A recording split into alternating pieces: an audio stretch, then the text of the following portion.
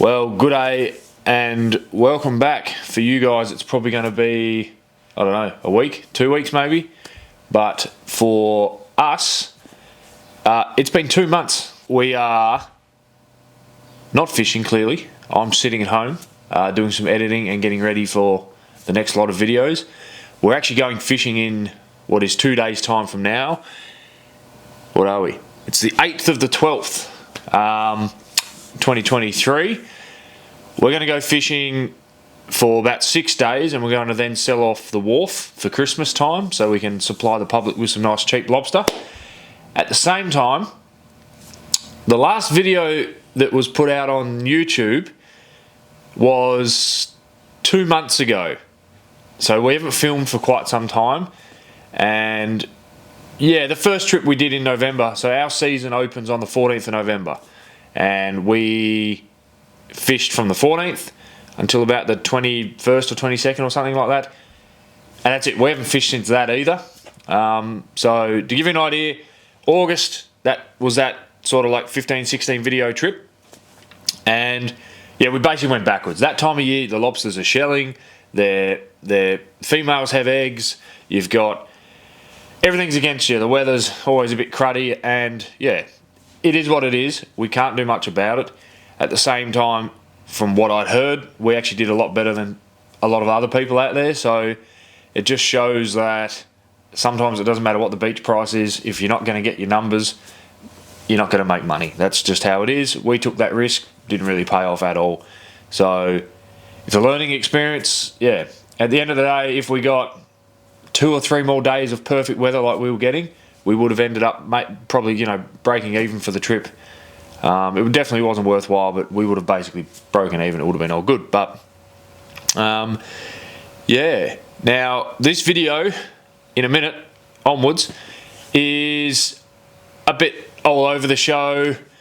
We didn't really film much in the off season. We did a lot of work to the boat, like a lot of work to the boat that we weren't expecting to do. It was just like, you know what, if we do it this year, we don't have to do it next year, that sort of. We sort of filmed a bit of that, sort of didn't, so you will see that. But a few things have changed. So just to make this quick so we can get into the video, this video coming up is going to be us cruising up the river, as we call it, the River Derwent, which is where we go to the cleanway, the slip, which is where the boat comes out of water. So we're going to show you what we do with that. We had a big survey due, so every X amount of years our boat is required to basically be checked over from front to back.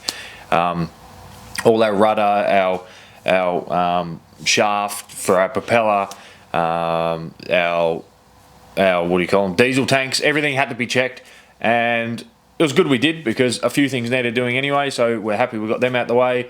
The diesel tanks ended up being a pretty big clean. Fair bit of work, few days in that. Plus, we did a heap of other work to the boat. But anyway, I won't bore you with that because you'll see some of it.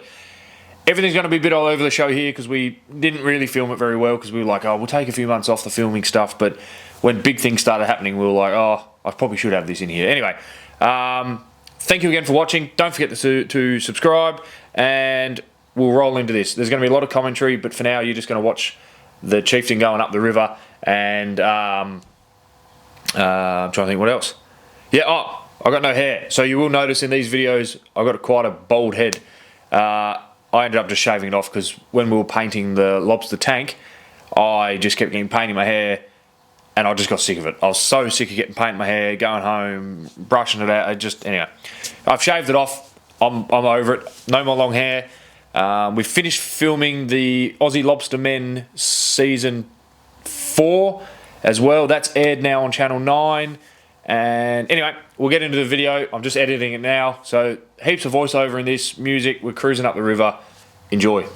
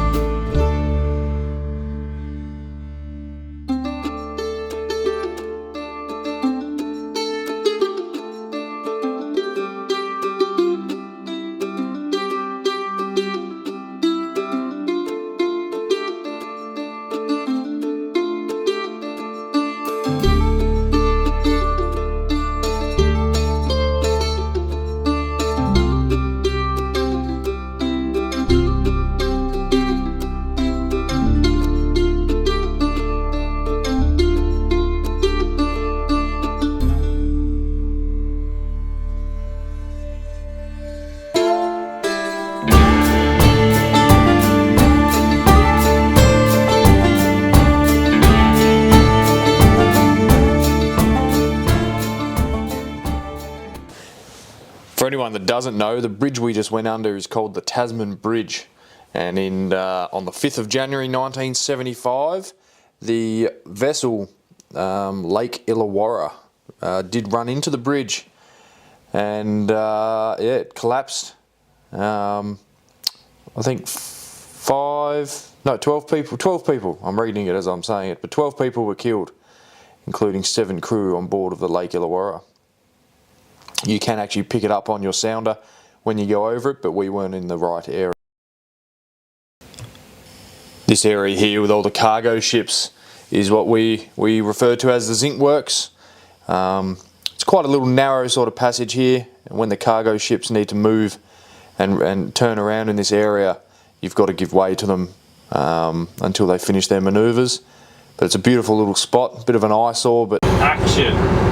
So we've just pulled up to Goodwood area, which is where the slip yard is. Got the Bowen Bridge there and the newspaper building here, and behind us is Incat, where they built some pretty amazing vessels. So basically we're going to get up here, put the fenders in really low, because the pontoon we're tying up to is like low waterline pontoon, and then we're going to head into the slip yard, talk to the guys there, show some photos of the boat so that we can get the straps in the right places. Yeah, it's a pretty simple process. However, I would be lying if I didn't say I wasn't nervous. I am extremely nervous because I've only been driving the boat for a year basically, and it's not very often I have to drive in proximity of big concrete structures that can do some serious damage to the boat. And being that Dad's not here with me, I've only seen the boat go on the slip once with him, sort of thing. So, and he did everything as you'd expect. So I don't know, we'll see what happens. I'm sure it'll all be fine, but it is definitely something that if something goes wrong, it goes wrong very fast and very quick. There is no doubt about that. Typical Bryson Lockie style. We had the GoPros going and we lost all the footage. The SD cards are corrupt and did their number yet again, so I have now gone and bought new SD cards. But you'll see here the boat's coming up out of the water, so we just have to get the straps in the perfect place, because you don't want the weight to be too much on one, the load of the boat to be too much weight on one set of the straps, because you can set the alarms off on the clean lift, and then he won't be happy, the guy driving at Glen. So we need to just make sure the boat's as even as possible. Often the boat as empty as possible when it comes to your water, your fuel and all that sort of thing is also helpful. Not having any lobster gear on deck and that sort of thing. But this part here is sort of the part where I get most nervous, because, you know, one little thing goes wrong, next minute your boat's laying on the ground, and that's probably a costly fix and something you don't want to be doing. But it all went really smooth. The guys down there just, you know, they're doing 5 odd boats a day basically, and yeah, no, it's nice seeing it out of water. It sort of gives you an idea with us walking around how big it is. Obviously you guys get to see on deck and us fishing all the time, but you don't really get to see the boat out of water, so it's pretty good.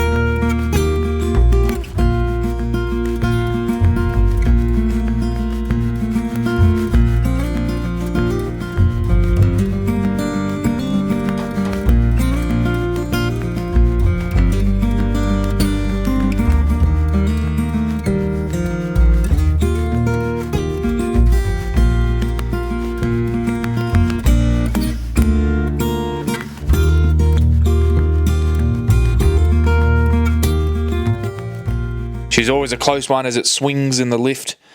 That's our satellite TV dome, not that we use it anymore.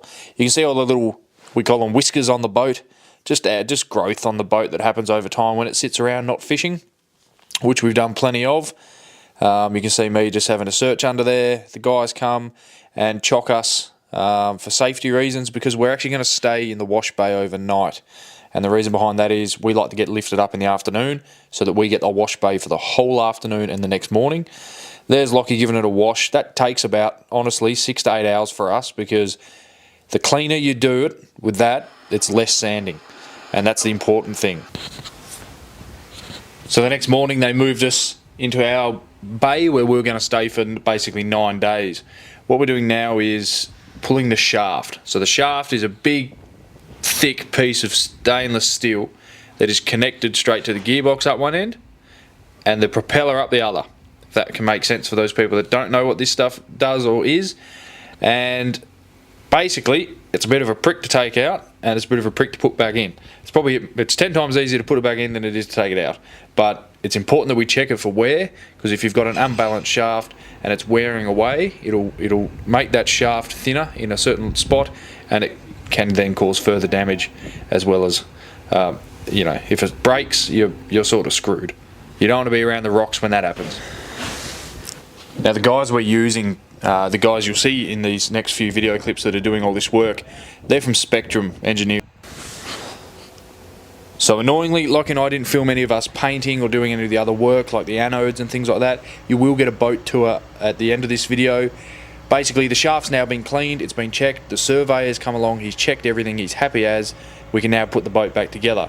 So here we are putting the shaft back in, the propeller's all nice and clean, that's been checked for damage and that sort of thing, because you don't want anything happening to that. The scary part about pulling your shaft and putting your propeller back on is the nut that you'll see us put back on needs to be as physically tight as possible, because that is the only thing stopping that propeller from coming off. So that's just a bit of a scary thought, but yes, that's why you see quite the breaker bar there putting the tension on. So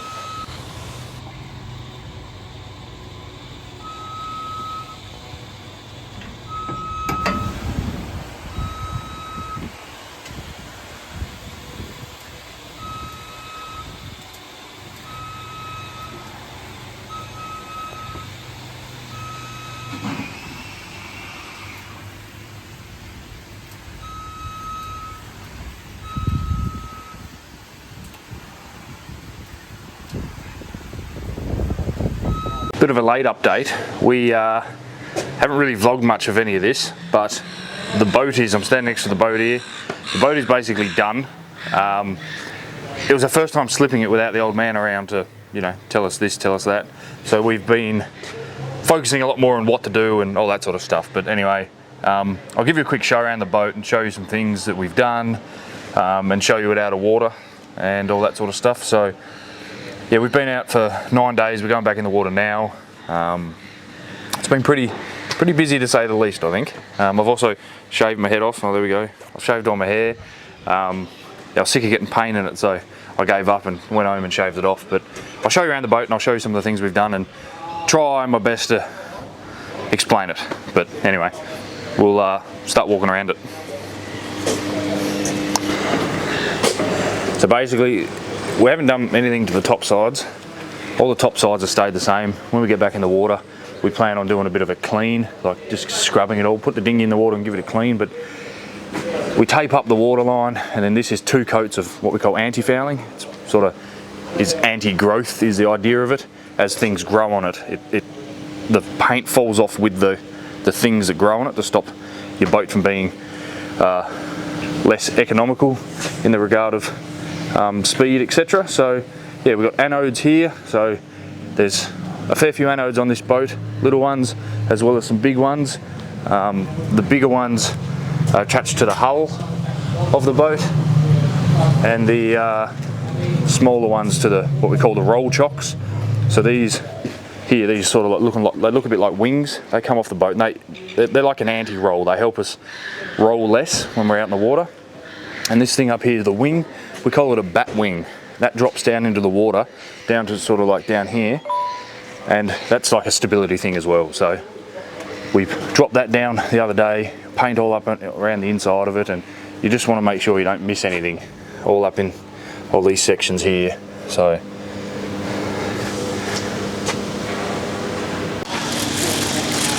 look at this. Don't need primer. That's a good start. I don't know how I feel about this. Oh, look at you. You love a bit of food, Lockie. Can I have a bite? You love wrapping your jaws around something.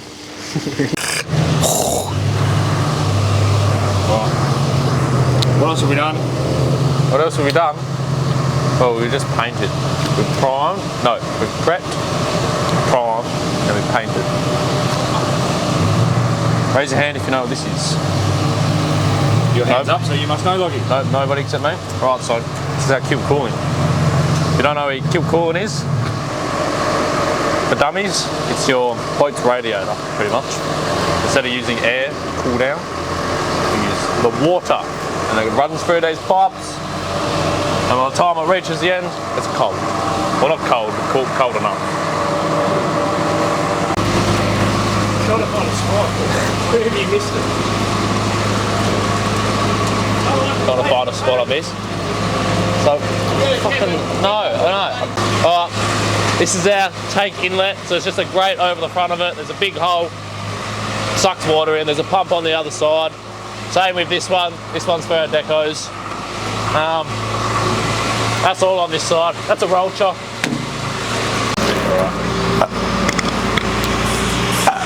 Sorry, I just ate some food. I'm quite full. Here we have more keel cooling. Same thing. This here is not keel cooling.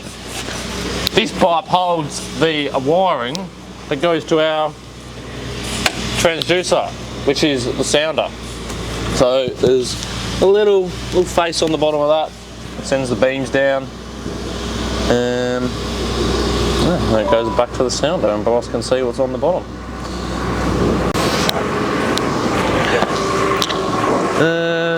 What else? Before we started painting anything, we needle gunned all under the keel. If you don't know what a needle gun is, picture a gun with some blunt needles poking out the end that rattle a lot. Yeah, it's an air compressed. It knocks all the rust off. Rods, knocks the rust off. So the whole bottom of this keel has been needle gunned this time, and it's had multiple coats of primer, about seven or eight coats of paint, sort of thing, on some of these spots now. And we had the propeller off, gave that a nice big clean, had the shaft out, had the rudder out, the rudder stock. Shaft runs through here. Shaft runs the whole way through here into the boat. And this is the pickup. This is our rudder. So in most cars you have two front wheels that steer you. We have a rudder on the back. Directs the water in certain directions that we want the boat to move. Clap for logging. Action. So basically, for us to get the propeller, the shaft out for survey, which I'll go over the survey side of things later when we're in the wheelhouse and we're actually steaming up the river, we have to take the rudder off. And to do that, you've got to cut a whole bunch of things, pull the whole bunch of things out. The plate down the bottom's got to come off. So then all this from above drops down and out. Then you can pull all your shaft out, and it's a fair bit of work goes into this. We'll show you a video that Lockie and I took on our phones whilst it was happening. But other than that, that sort of took us 9 days. We had 2 days, 3 days of shitty weather that we couldn't do much painting in because we were using 2-pack paint, so they really needed to harden before we could paint over them. And then we got a few beautiful days which we basically got everything we needed done really fast.